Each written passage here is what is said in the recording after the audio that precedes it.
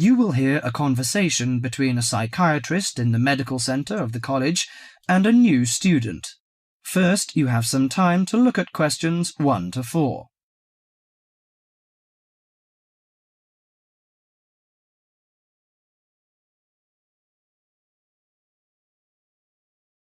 Now listen carefully to the conversation and answer questions 1 to 4. Hello, sit down, please. Thank you. Now, you are a new patient, aren't you? Yes, that's right. OK, so I'd better get some basic details down first. Right, we'll start with your name. Martin Hansen. Do you spell that S-O-N or S-E-N? Hansen. OK, and you're a first-year student? Yes, I am. Study in? Electronics, actually. I hope you enjoy it. Thanks. And your address? 2805 Hesperian Avenue, Hayward. 2805 and Hesperian. Yes, that's Hesperian. Hayward, Hayward. And your phone number? 734-246-55. 734-264-55. No, you got the 6 and the 4 the wrong way round. It's 24655. Huh? Sorry, right. And, when were you born? The 15th of June, 1986. Here in New Zealand? No, I was born in Sydney.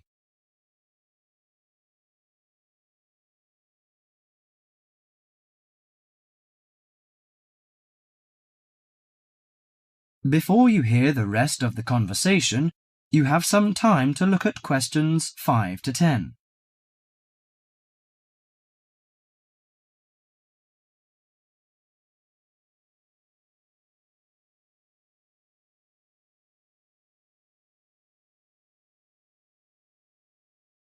Now listen to the conversation and answer questions 5 to 10. Good. So, what's your problem? Well, frankly, I wonder whether it is a problem. I get the blues, and it lasts for quite a while. I don't know how to... Yes, we all feel sad or get the blues now and again.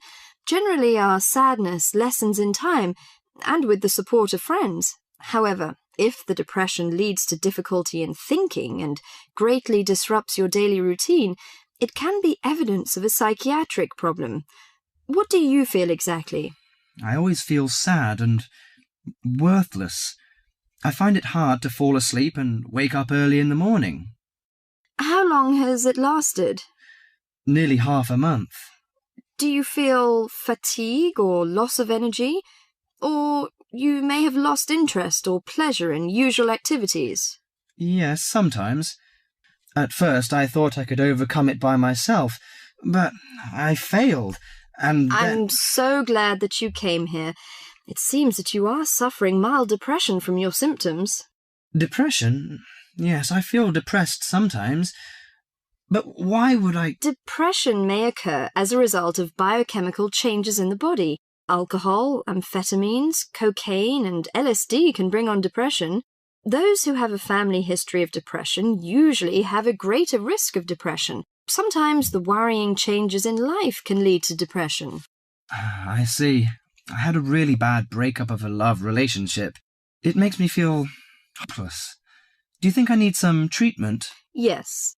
Antidepressant medications are often used to treat depression, if it is serious. But I don't suggest them at first because of the side effects. I suggest psychotherapy, which can give you support and help you regain control. So do I need to come here every day? No, I will arrange counselling sessions for you, which will last 12 to 20 weeks. You come here once or twice each week. The psychotherapy is directed at helping you gain insight and understanding about events in your life, which may have contributed to your depression. With growing insight, you can often learn more effective ways of coping with your feelings and changing your behaviour. What can I do to take care of myself? Well, at first you should do some physical exercises on a regular basis, at least 3 times a week. How is your food? Do you eat well? Yes, I think so. I eat at my homestay family. Good. Find a hobby or a positive recreational activity to participate in once or twice a week. I know it's difficult for you, though. When you feel it's hard to overcome the depression, come to the counselling session. Remember, ask for help if the load is too heavy to handle. Yes, I'll try. So, when will my counselling session begin? I'm going to arrange that for you. That is the end of part 1. You now have half a minute to check your answers.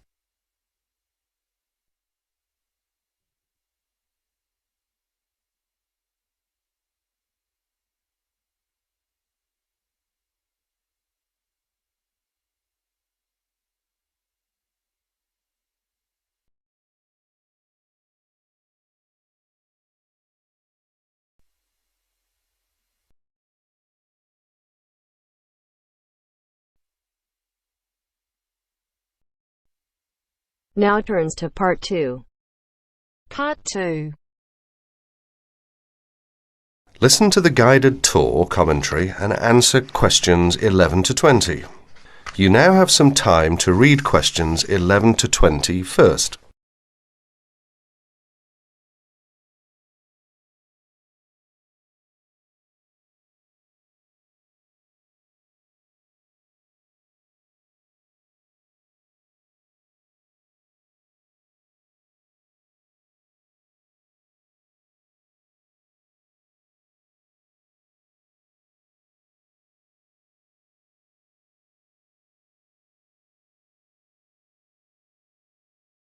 Welcome to the library tour.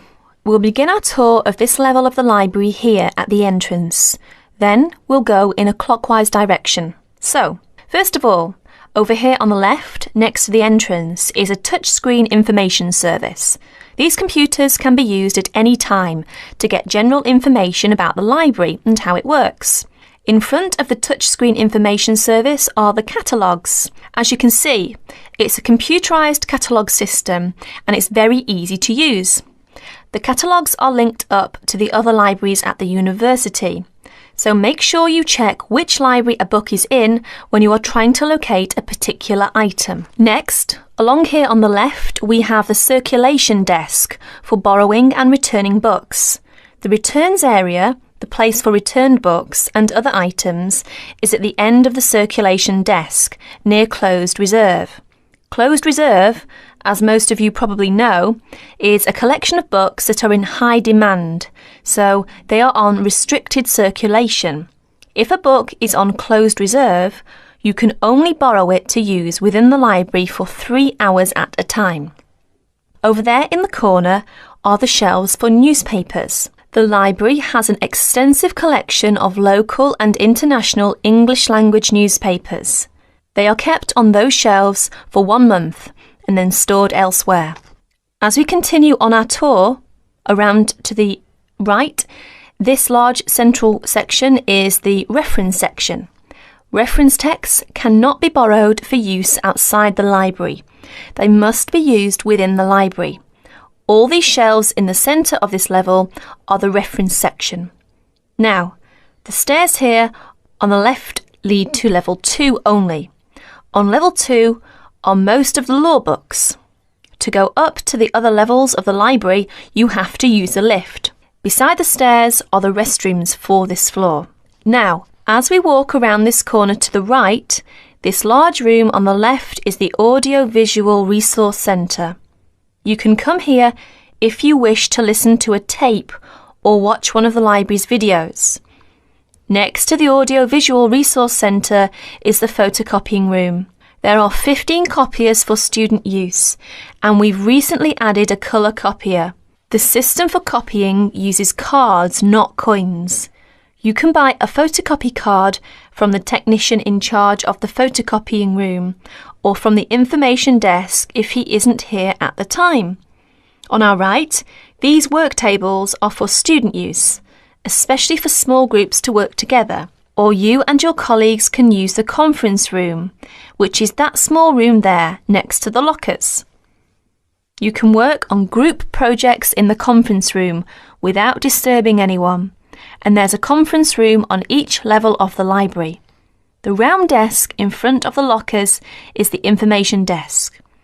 If you need help using the catalogues, or you need to organise a loan from another library, the information desk is the place to come. And finally, here, beside the exit doors, these two shelves contain current magazines and journals. Like the newspapers, they are kept here for a time and then stored elsewhere. OK, that's the end of the tour of this level of the library. I'll leave you to look around yourselves now, and if you need any further help, please ask at the information desk. That is the end of part 2. You now have half a minute to check your answers.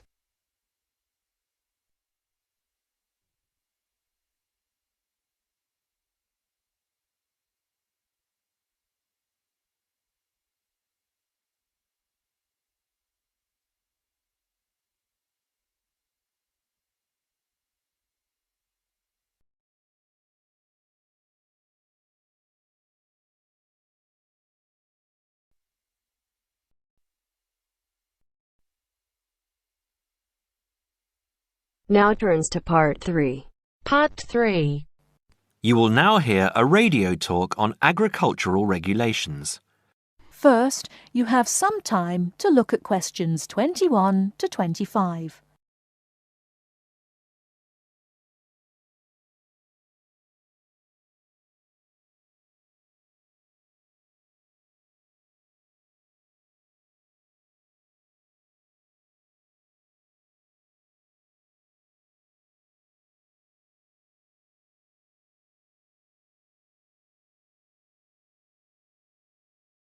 Now listen carefully and answer questions 21 to 25. Could there be clearer proof of the arrogance and indifference of those who are supposed to keep our food safe than the muzzling of John Verrill?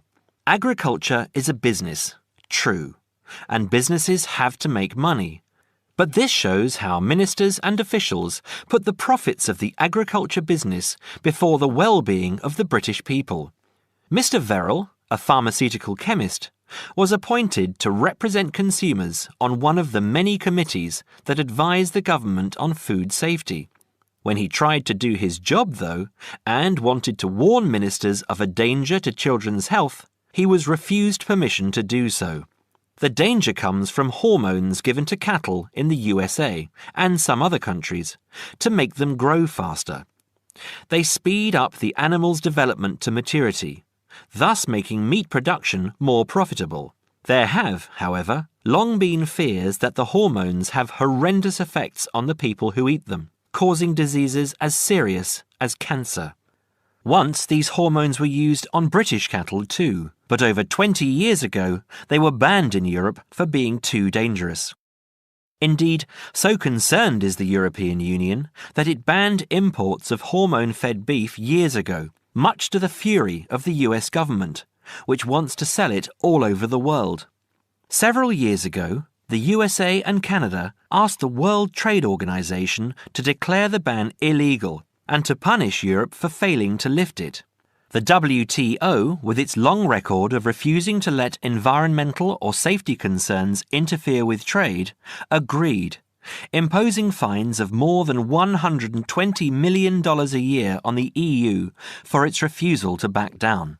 The British government now backs the Americans, claiming that there is no proof that hormone-fed beef does any harm. This is where Mr. Verrill comes in. He is very angry with the government, especially as their claim comes out just after a Danish study shows that growth hormones are 200 times more dangerous than was previously thought. Worried by these findings, Mr. Verrill spoke to government representatives, who did nothing. Before you hear the rest of the talk, you have some time to look at questions 26 to 30.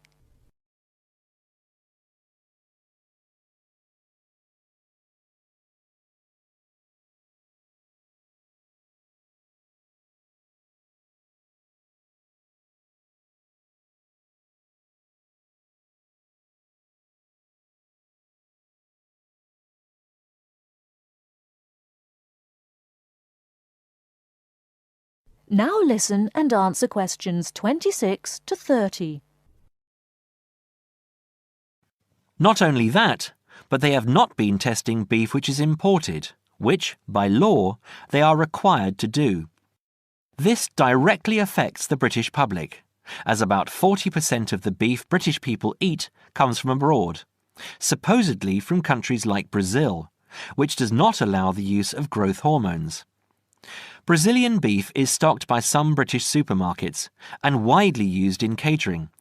Yet, when a Brazilian farm was recently visited by EU inspectors, a large stockpile of this banned substance was found.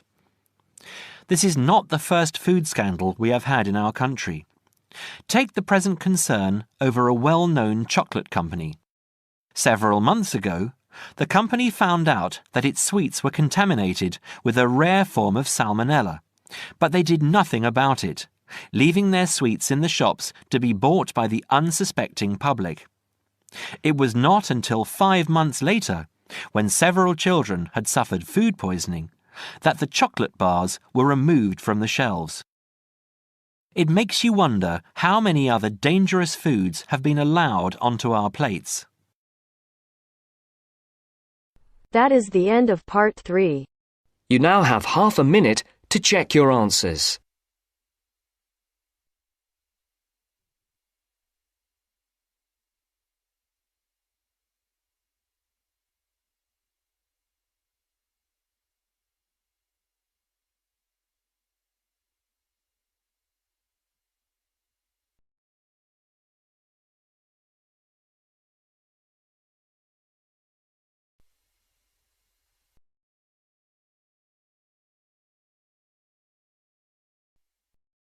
Now turns to part 4.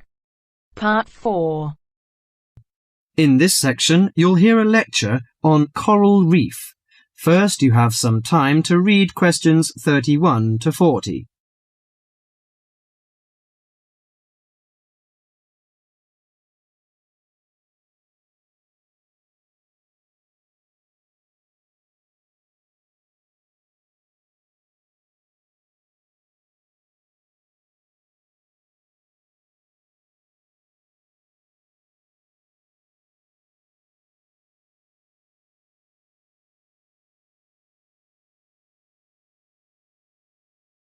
Now listen carefully to the lecture and answer questions 31 to 40.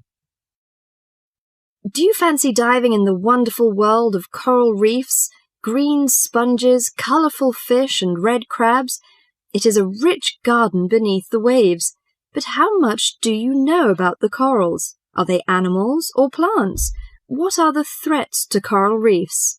Today, Mr. Tim Harford, Executive Director of the Coral Reef Alliance, is going to introduce the facts about coral reefs. Good afternoon, everyone. Coral reefs are one of nature's most magnificent creations. It is filled with thousands of unique and valuable plants and animals.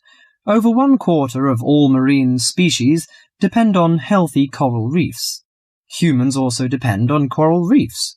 These marine ecosystems are the primary source of food and income for millions of people, a vast repository of valuable chemical compounds and medicines, and a natural wave barrier that protect beaches and coastlines from waves and storms. Coral is actually the exoskeletons of coral polyps. Made from limestone, these skeletons build up over time, forming the reef. New corals are born each April. At a certain hour, on a certain night, mature corals suddenly release clouds of eggs and sperm into the sea. After the fertilized eggs take root on the seafloor, they can grow up to 15 centimeters per year. Coral reefs are present in the waters of over 100 countries. These are warm, 18 to 29 degrees centigrade, shallow, sunny regions primarily between the tropics of Cancer and Capricorn. Only clear, warm salt water can support a coral reef. And because sunlight is crucial to the reef's survival, the water must also be shallow. The algae that grow on coral provide much of the coral's food. In deeper water, algae cannot get the sunlight they need to grow. Most coral reefs are in the tropics because natural conditions there are perfect.